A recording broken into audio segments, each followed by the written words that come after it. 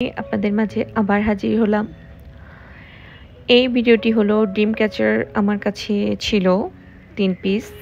তো সেটাকে আসলে একটু রঙিন করার চেষ্টা করলাম, যেহেতু ঘরের বিভিন্ন কোণে দিব ইচ্ছা হলো হঠাৎ করে।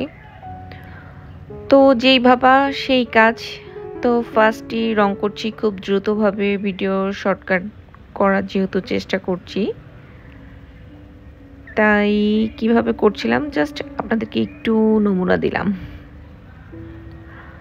রং করতে আসলে ভালোই লাগে, কিন্তু রং করার পরে হাতের যে একটা অবস্থা হয় তা বলার বাইরে।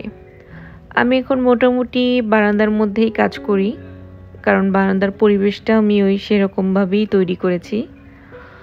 লাইটের বিভিন্ন কালারিং ইফেক্ট ইউজ করি, ভালো লাগে।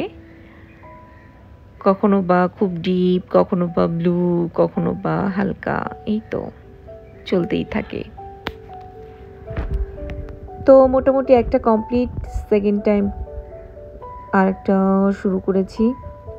ব্রেক দিয়ে দিয়েই করেছি, কারণ লাগাতার আসলে করা যায় না।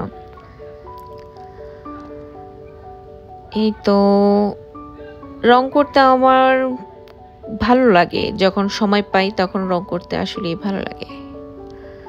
আর কার কেমন লাগে অবশ্যই জানাবেন।